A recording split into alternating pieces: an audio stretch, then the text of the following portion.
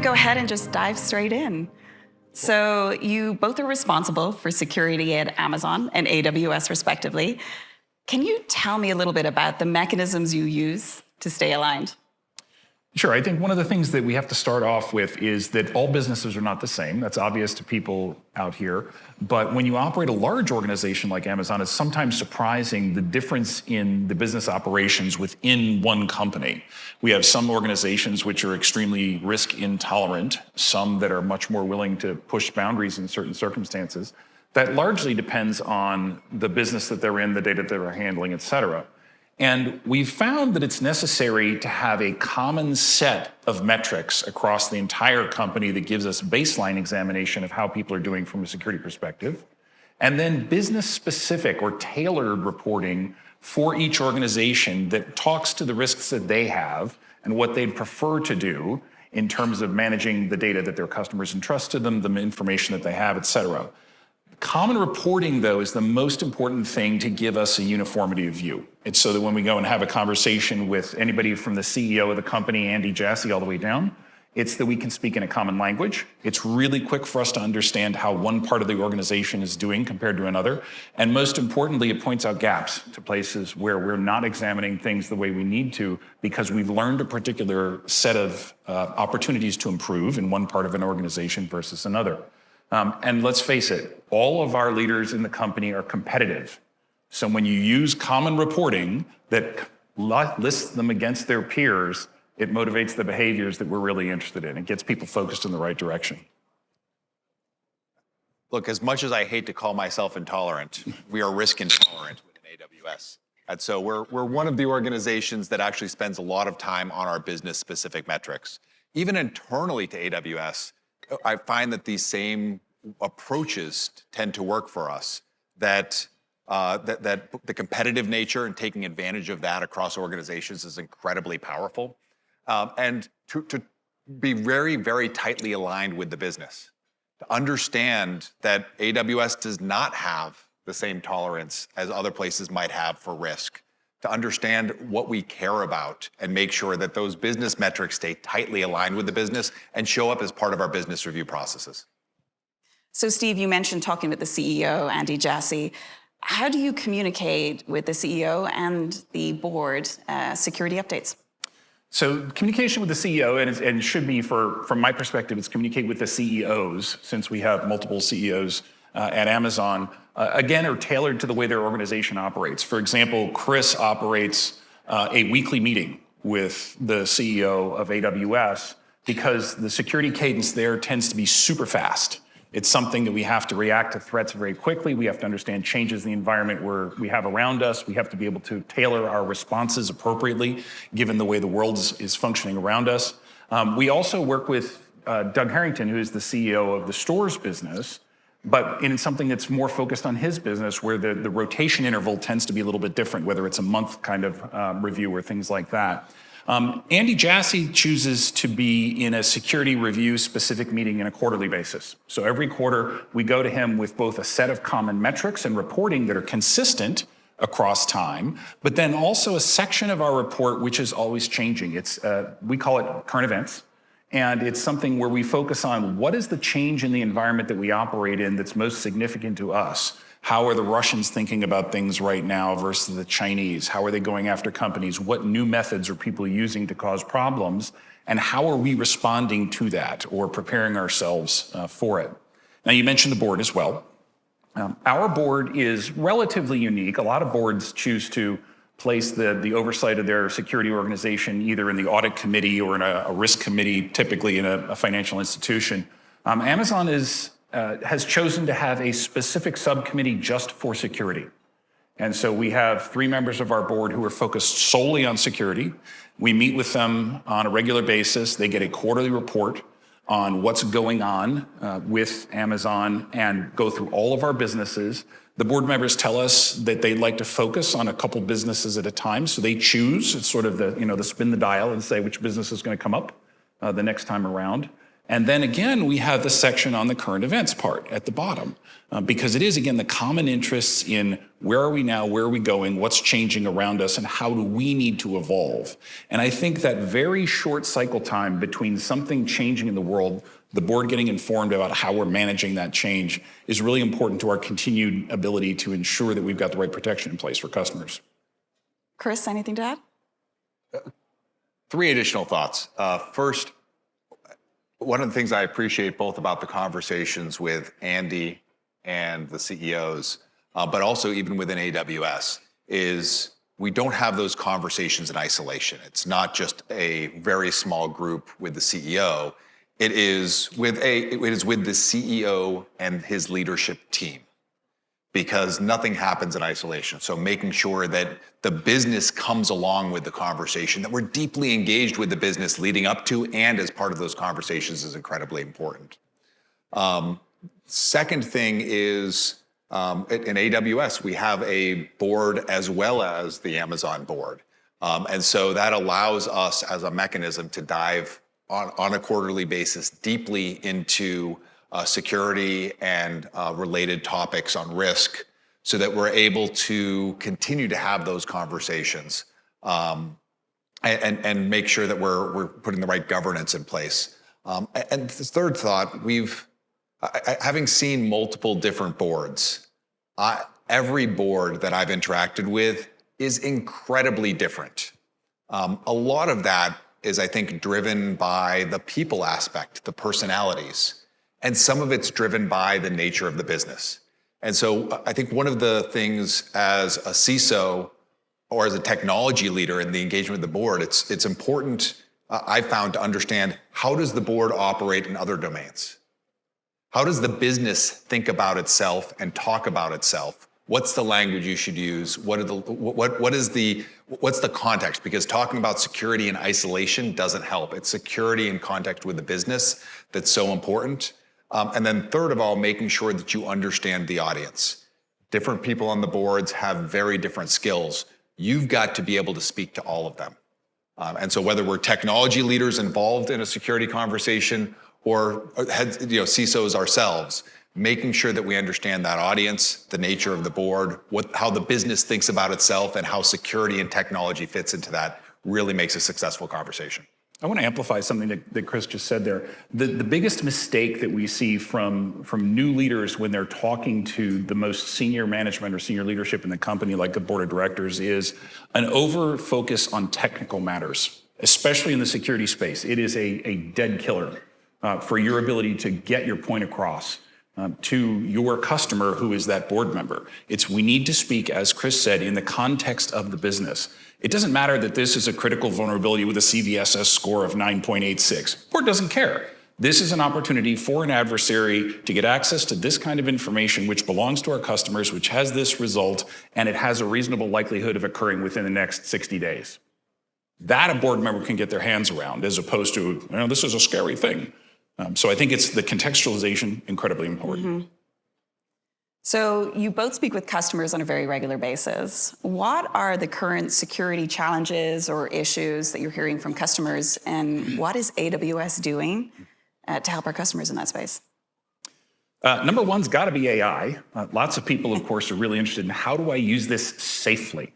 How can I use AI responsibly? How can I take information and make sure that I'm getting the right access to that data when I need it, preventing access when I don't?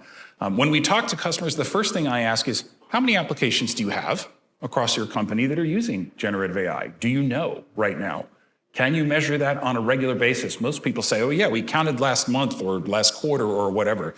Guess what? Your developers are moving much more quickly than that.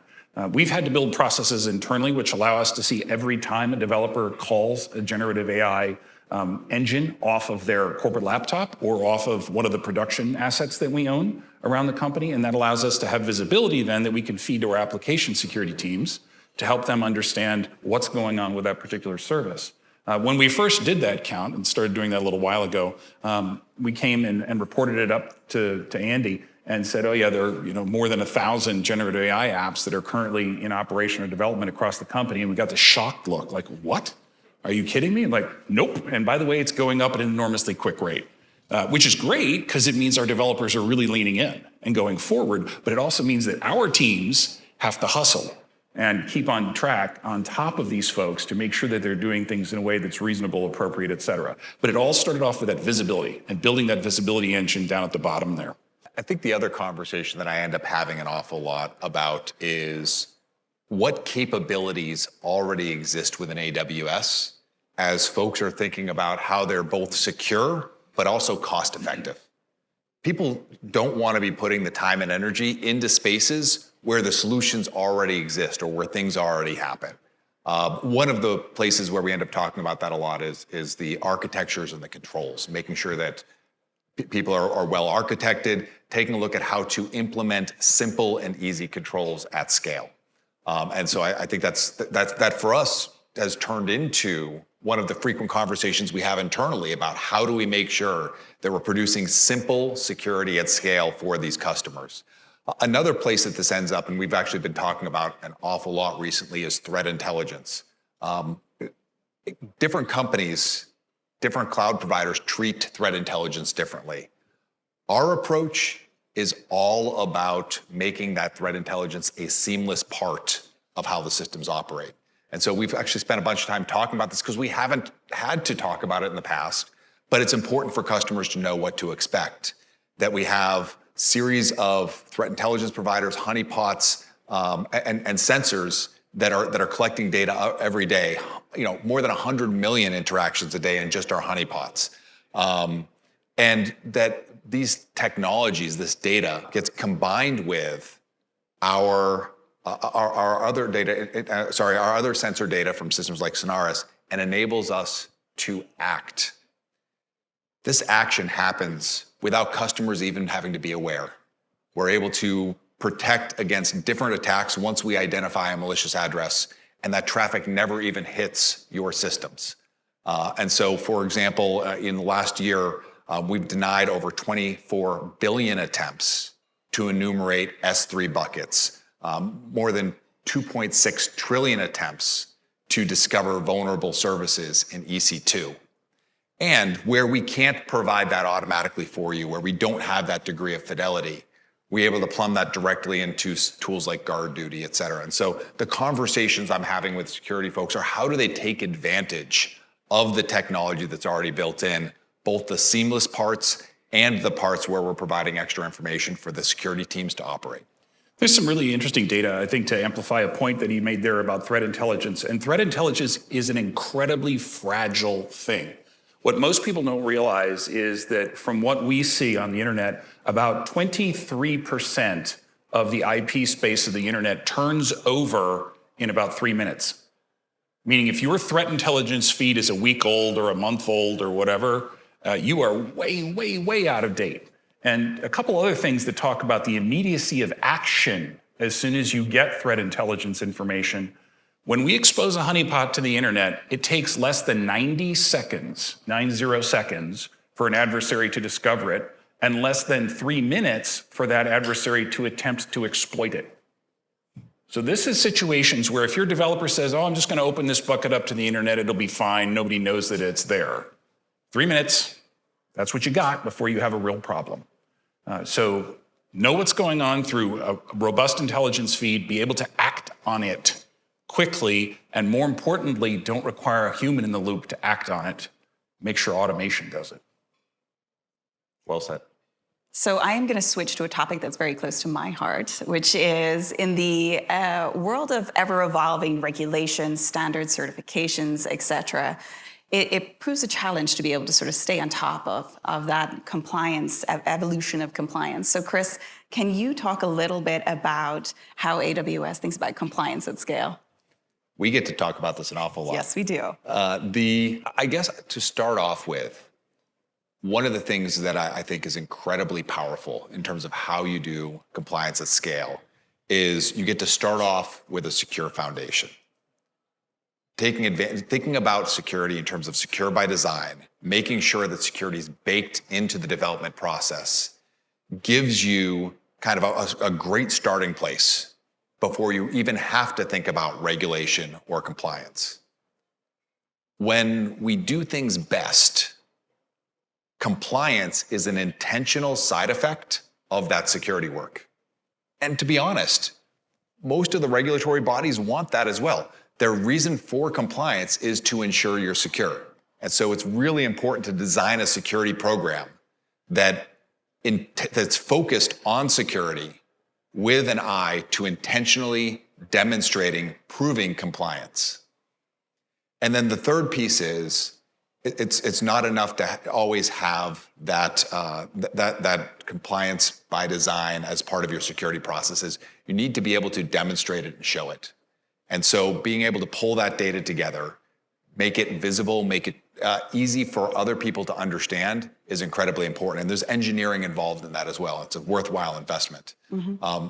I'd say that, but you spend more time in this world than I do. So I'm curious on your perspective as well. Well, I hear a lot from customers right now, primarily on the topic of responsible AI programs and how to very rapidly operationalize it. So it really is a conversation about, because of just this very rapid evolution of being able to move from the concept of compliance, which is sort of very much point in time, very binary, very much focused on, are we adhering to the rules and regulations, such as the EU AI Act, for example, and being able to evolve that program rapidly into more of the assurance mindset, and assurance being able to provide a level of confidence on the quality, the reliability, and the effectiveness of the compliance that we are able to illustrate. So how can we do that? And quite frequently, that is usually leveraged through technical standards. So things such as ISO 42001, which enables organizations to be able to illustrate to end customers that they are operating, they're both deploying and developing, using responsible AI practices, and then wrapping all of that from a governance perspective. So how do you ensure that the organization is doing what you actually expect, and how do you report out to senior leaders and the board on what you're doing around responsible AI? And most importantly, doing all of that in a way that you're meeting the builders where they are and you are not slowing down innovation. So you're able to meet that high bar and at the same time be able to rapidly do it. So switching topics a little bit, Steve, I'm going to go to you. There's quite often and quite frequently when we talk security, we very much get into the new technology and the evolving worlds that we have in front of us. But at the end of the day, a threat actor is a threat actor and is a human. And I would love to hear a little bit more around how you think about the human dimension associated with cybersecurity. Certainly. So breaking news, computer security, information security, cybersecurity, whatever you want to call it, is not a technical problem. It is a people problem. One of the things I learned a long time ago when I was in the FBI focused on counterintelligence work was that while yes, chasing the spy is the job and it's interesting, they're there for a reason. They're motivated by something. Traditionally in the espionage world, it was money, ideology, coercion, or ego. The same thing is true in the cybersecurity world. People are interested in money, that's your ransomware actor. Ideology, it's your traditional nation state actor who's gathering intelligence or preparing a battlefield. Influence, which is a new one in this space, is getting a population to think in a particular way, shifting their opinions, causing things to happen in the world. Or ego, that's the script kiddie who really wants to be the biggest, baddest hacker out there and causes a DDoS attack as part of that. And why do we care about knowing why these people are doing this or their motivation? Because it helps us understand the kinds of tools, the kinds of capabilities that they're going to have, where they're likely to go after us, and their tolerance for risk or exposure, as in, is this a big deal if they get caught and the FBI comes knocking on the door? Or is this something that doesn't really matter because they're currently sitting in a basement in Belarus or something like that? Which is the kinds of spectrum that we have to work with to understand what we have to do as defenders and how we build systems that help prevent those people from gaining access. The interesting thing is that same mindset needs to be applied for our own employees. Our own employees are universally well-intentioned. They want to do the right thing. They want to help, et cetera. But let's face it, they're also human. So sometimes they get in money trouble. Sometimes they don't like the direction something is going. Sometimes they just have a bad day. And as a result, we as defenders need to be able to be prepared to understand what they're doing, why they're doing it, and how we're going to make sure that they're not doing something that they shouldn't. But a lot of what the really important component of cybersecurity and people within a company is the culture of the company. The security culture of a company is the thing that'll make or break. We have all seen what happens in the public news when you have a deficient security culture. You end up with nation state actors breaking into an organization repeatedly and exploiting them for their own benefit. Why? Because the people in the company were not measured or motivated by the right thing. They weren't motivated on protecting your data or your information. They were gold on something else. And so building your culture, which says the most important thing for you as a person, the developer in my company, is to, number one, be safe physically yourself, and number two, protect your customers' data, because that allows them to make good decisions every time during the day when they're thinking about something. Should I go left? Should I go right? Should I do one thing? Should I do another? Should I ask for help? Because I really don't know. Let me go find an expert in this space. And I think the incentive there of making sure that you've got the right culture is that it leads you to lower cost down the road, because you don't have to clean up the messes that somebody made because they were moving quickly to hit a profit goal, a margin goal, or a delivery goal, as opposed to getting security right for your end customers and the businesses. And it makes my life easier as well in the security assurance world as well. It's a nice outcome. So Chris, taking that point around culture, we talk a lot at AWS about security being a top priority. Talk to me a little bit about how we actually do that. How do you build that culture? One of the reasons why I think culture is so important is not only does it lead to the long investment, but I think every company that I know works to train, provide tools, provide capabilities around cybersecurity. And one of the major differentiators is culture, because security is constantly changing. To your conversation earlier, I can't tell you how many times we end up talking about AI recently, right? AI is constantly changing. And that ability to adapt, that ability to raise your hand and say, you know what, I'm seeing a conflict here, or I'm seeing a better way to do security. Let's think about this. Can we do this better? Not just blindly follow the process and the tools, but actually go ask the question. Or I think these processes and tools are missing something. I see this risk. I see this issue. How do I bring that up? Those things are incredibly important. And so, as you said, the culture pays off over time in an amazing way. Building that culture takes deliberate time and energy. It starts at the top. It starts with aligning the culture to the way the organization functions. Part of that is telling yourself who we are. It's internally just as much as externally, hearing Matt say, everything starts with security. And furthermore, it's how people spend their time. As Steve and I both talked about, the weekly meetings that happen, that led by our CEO, again, making sure that that's part of how the organization functions is incredibly important. Once you have the security built into the culture of the organization, it's important to emphasize that security is everybody's job. Each person gets a specific role. That's the opportunity to raise your hand and say, we have to do something different. We think we're missing something. I'm confused. I'm not sure. Security, everybody needs to understand that security is their job. And it's our job as security leaders to make that job as easy as possible. Because if people are spending their time focused on security every step of the way, that's going to add friction to the organization. What goes hand in hand with making security as everybody's job is security working to make it easy and natural for people to do security. That means that security needs to be distributed across the company. We need to make sure that training, knowledge, capabilities are well designed to make sure that happens across the whole of the organization. And then lastly, we need to be willing to invest. We need to be willing to invest in innovation that improves security. We need to be willing to invest in innovation that makes it easier to be secure. Because if you don't, you end up getting caught in the past and you're never able to move forward as an organization. One of the ways to do some of this is through things like a security guardians program, where we rely on our people, we train them on deep security matters within the service teams, within the engineering teams, so they can make sure that people are thinking about security very early during the development processes and continuously, and they've got that right knowledge, and it helps make things very, very, very scalable. So there's one thing that you all can do with your teams. It's look very deeply at, can we create a security guardians program, and how do we create a culture of security within our company? Okay, so what are 3 questions that business leaders in the room can bring back to their security and compliance programs? I'll give you one that I always love to ask. For all of us technology leaders, I don't know how many of you have what we call a builder tools or developer tools organization.